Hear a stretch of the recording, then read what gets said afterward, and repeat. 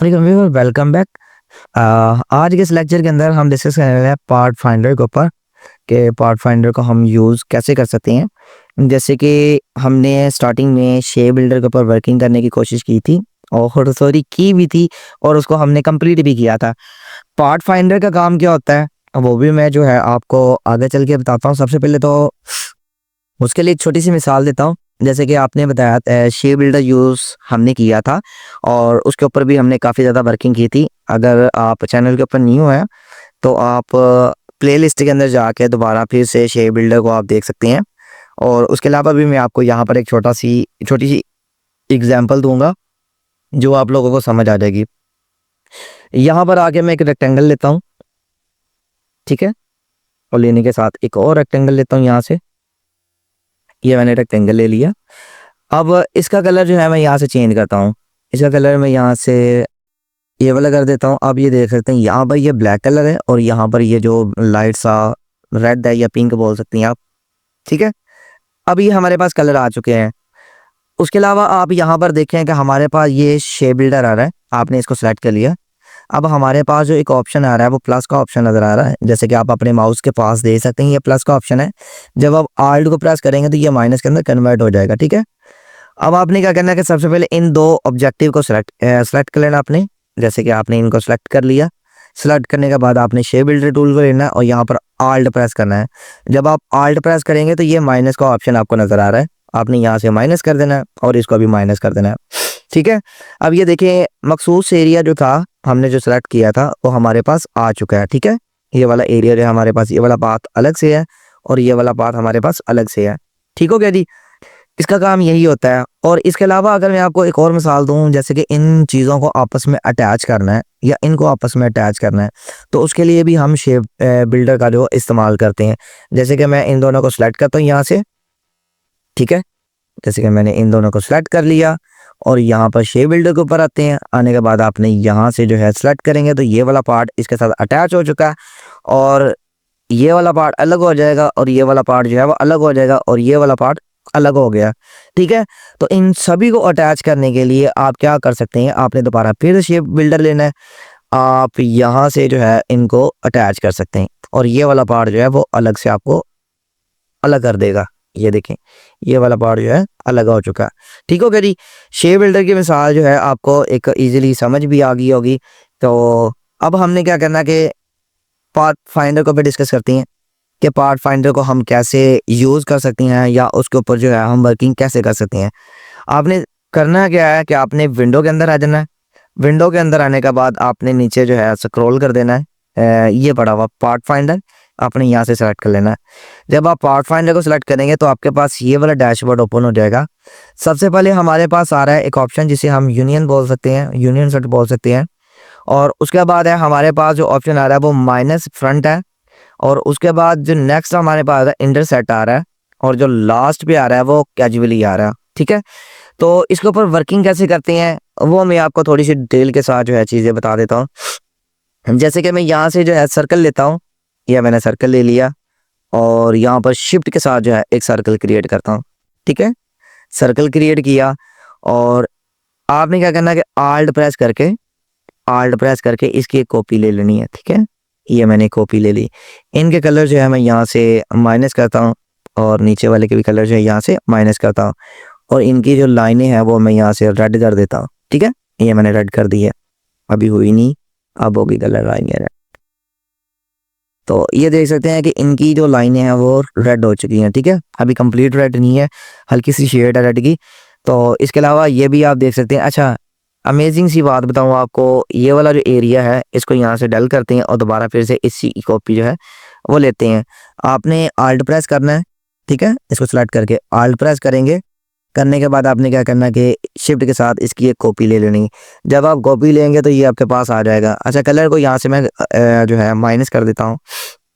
अच्छा, ये हमारे पास दो पार्ट्स नज़र आ रहे हैं। अब आपने क्या करना है कि इन दोनों को एक ऑब्जेक्टिव के अंदर जो है आपने कन्वर्ट करना है, यानी एक ऑब्जेक्ट बनाना चाह रहे हैं आपका, ठीक है। अब ये दो है, एक ही ये वाला पार्ट है हमारे पास और दूसरा ये वाला पार्ट है हमारे पास। इनको अगर ए करना है तो ए करने के लिए आपने क्या करना है, इन दोनों को सिलेक्ट कर लेना है। सिलेक्ट करेंगे तो उसके बाद आपने यूनियन के ऊपर क्लिक कर देना। तो ये देखिए हमारे पास जो है एक ही पाथ इनका बन चुका है, ठीक है। ये एक पाथ के अंदर कन्वर्ट हो चुके हैं। जैसे कि हम शेप बिल्डर के थ्रू भी इनको आपस में अटैच करते हैं और पार्ट फाइंडर के थ्रू भी हम इनको अटैच कर सकते हैं।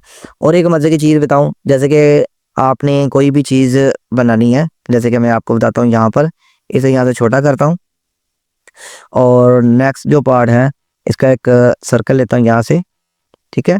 जैसे कि मैं शेप बिल्डर के अंदर आ गया, यहाँ से इसको सिलेक्ट किया और यहाँ से आल्ट के साथ मैं इनको कॉपी करता हूँ, ठीक है। ये मैंने कॉपी कर लिया और इसको थोड़ा सा बड़ा कर लेता हूँ, ठीक है। शिफ्ट के साथ मैंने बड़ा कर लिया और इसके साथ अटैच कर देता हूँ।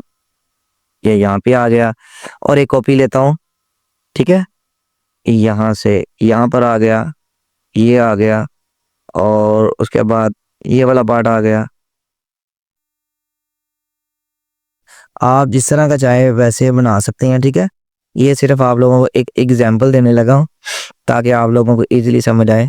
जैसे कि ये मैंने बना लिया। और अगर आप क्लाउड तो आपने देखे ही होंगे, ठीक है, वो हमने बनाना है। तो आपने क्या करना है कि इन सभी को सिलेक्ट कर लेना है, ऐसे इनको सिलेक्ट कर लेना है और यहाँ पे जब यूनियन के ऊपर क्लिक करेंगे तो ये क्या अजीब सा क्लाउड जो था वो मैंने बना लिया। लेकिन उम्मीद करूँगा कि आप मुझसे भी ज़्यादा खूबसूरत मॉडल जो है वो क्रिएट कर सकते, ठीक है।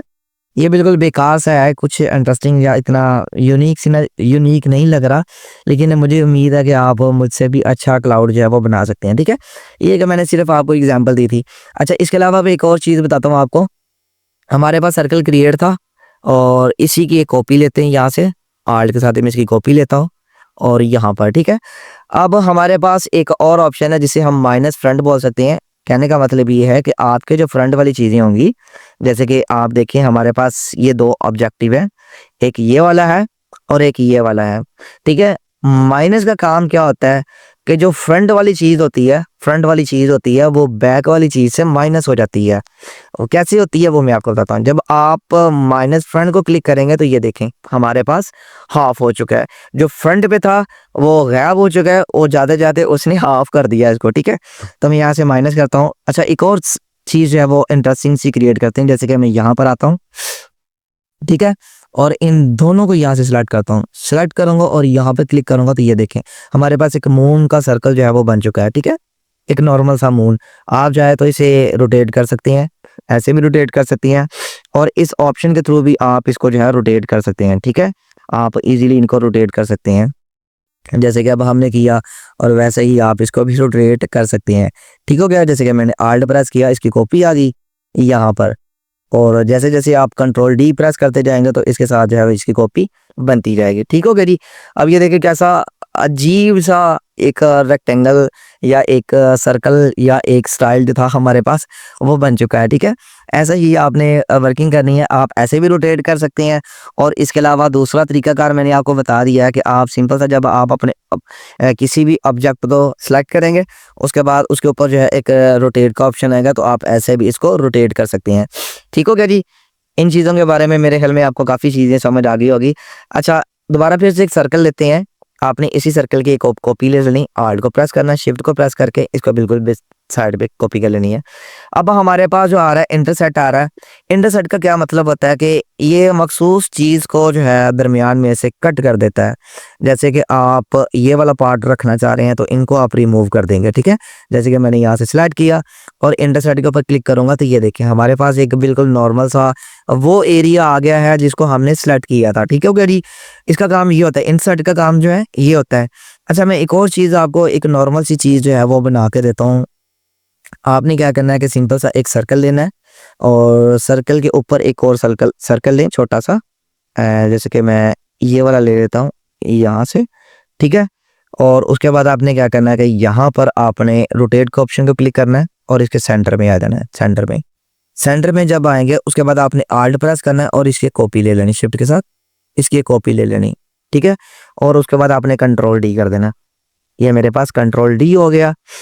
मुझे पता है कि ये यहाँ पर आगे ना कुछ ख़ास नहीं बना, बिल्कुल थोड़ा सा नीचे है, तो कोई टेंशन वाली बात नहीं। जब आप अपने रोटेट को बिल्कुल ही अच्छे से सिलेक्ट करेंगे तो ये वर्किंग करेगा।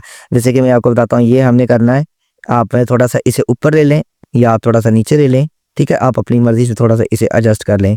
यहाँ पर आ गया, या आप इसे कह सकते हैं कि इनको सेंटर अलाइन करेंगे। सबसे पहले तो सेंटर अलाइन करने के लिए आपने अलाइन के अंदर आ जाना है। आने के बाद आपने यहाँ से सेंटर करना है। अब ये बिल्कुल इसके सेंटर में आ चुका है। उसके बाद आपने रोटेट ऑप्शन लेना है और इसके दरमियान में क्लिक कर देना है, बिल्कुल सेंटर के अंदर क्लिक कर देना है। करने के बाद आपने आर्ट लेना है, ठीक है, ये हमने लिया और यहाँ पर सेंटर कर दिया। उसके बाद आपने आल्ट के साथ जो है इसकी कॉपी लेनी है। आल्ट करेंगे तो इसकी कॉपी बन जाएगी। उसके बाद आप कंट्रोल जो है वो डी कर देंगे। जब ये कंट्रोल डी करेंगे तो आपके पास ये बन जाएगा। उसके बाद आपने करना है सिलेक्शन टूल के साथ जो है आपने इन सभी को सिलेक्ट कर लेना है। अच्छा, एक और चीज़, इसके दरमियान में एक सर्कल लेते हैं, इसके बिल्कुल दरमियान में एक सर्कल लेते हैं। जैसे कि ये बन चुका सर्कल, ठीक है, ये हमारे पास सर्कल आ गया। तो आपने क्या करना है, यहाँ से इसको सर्कल के साथ गोल कर लेना है। उसके बाद आपने क्या करना है कि यहाँ पर इनको सेलेक्ट कर लेना है और उसके बाद आपने पार्ट फाइंडर के अंदर आके आपने इनको यहाँ से जब आप क्लिक करेंगे उसे, अच्छा, ये हमारे पास एक सर्कल है, ठीक है, सर्कल हमारे पास आ गया। यहाँ पर हम दोबारा फिर से एक सर्कल क्रिएट करते हैं। जैसे कि ये मैंने एक सर्कल क्रिएट कर लिया और रोटेट टूल के साथ जो है आपने बिल्कुल इसके सेंटर में क्लिक कर देना है। और उसके बाद आपने आल्ट के साथ जो है इसकी कॉपी लेनी, आल्ट प्लस शिफ्ट के साथ जो है आपने इसकी कॉपी लेनी है। जब आप इसकी कॉपी लेंगे तो ये देख सकते हैं कि हमारे पास जो था एक बन चुका है सर्कल। तो आपने यहाँ से कंट्रोल डी कर देना है। कंट्रोल डी करने के बाद आपने सिलेक्शन टूल लेना है।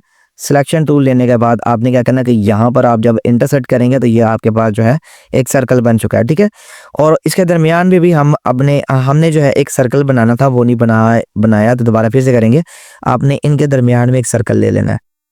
शिफ्ट के साथ जो है आप इसका सर्कल जो है वो ले सकते हैं और उसको जो है आप बिल्कुल सेंटर कर सकते हैं। अब ये सेंटर हो गया। उसके बाद आपने इन सभी को सेलेक्ट कर लेना। सेलेक्ट करने के बाद आप जब माइनस फ्रंट करेंगे तो ये देखें हमारे पास एक नॉर्मल सा साइज़ बन चुका है। अक्सर ये हमारे पास जो साइज़ बना है ये बिल्कुल सेटिंग का बन चुका है। अक्सर आपने मोबाइल के अंदर यूज़ किया होगा, लैपटॉप के अंदर यूज़ किया होगा या अदर इलेक्ट्रॉनिक्स डिवाइस के अंदर आपने देखा होगा, तो एक सेटिंग का ऑप्शन हमारे पास बन जाता है, ठीक है। तो आप ऐसे इनको बना सकते हैं। उसके बाद हमारे पास एक और चीज़ है, ये वाला जो लास्ट पॉइंट है इसके ऊपर हम डिस्कस करते हैं। आपने एक सर्कल लेना है यहाँ से फिर से, जैसे कि मैंने यहाँ से एक सर्कल ले लिया, इसको सिलेक्ट करके शिफ्ट के साथ और इसके साथ इसकी कॉपी कर ली यहाँ से, ठीक है। आप इस पाथ की कॉपी कर सकते हैं, सिलेक्शन टूल लें और यहाँ से आप इसकी कॉपी करें। ये देखें मैंने इसकी कॉपी कर ली, ठीक हो गया जी। और सबसे पहले तो मैं इसको उठाता हूँ, यहाँ पर लेके आता हूँ और आपने यहाँ पे कंट्रोल जी आल्ट के साथ आपने जूम कर लेना है। और जूम करने के बाद अब देखिए हमारे पास ये दो पॉइंट है। अगर आप इनको और इनको रखना चाह रहे हैं और ये वाला जो दरमियान में आपको पार्ट नज़र आ रहा है, अगर आप इनको रिमूव करना चाह रहे हैं तो उसके लिए हम कौन सा ऑप्शन यूज़ कर सकते हैं। ये हमारे पास जो लास्ट पे एक्सक्लूड का ऑप्शन आ रहा है, इसका मतलब ये होता है कि ये आपके वो दरमियान वाले पार्ट को ख़त्म कर देगा और आपके जो साइड वाले पार्ट है अगर आपको वो चाहिए ये उनको ईजिली यानी आपको बना के दे देगा। जैसे कि हमने इन दोनों को सिलेक्ट किया था, करने के बाद मैं एक्सक्लूड के ऊपर क्लिक करूंगा तो ये देख सकते हैं हमारे पास जो दो पार्ट थे ये बिल्कुल बन चुके हैं।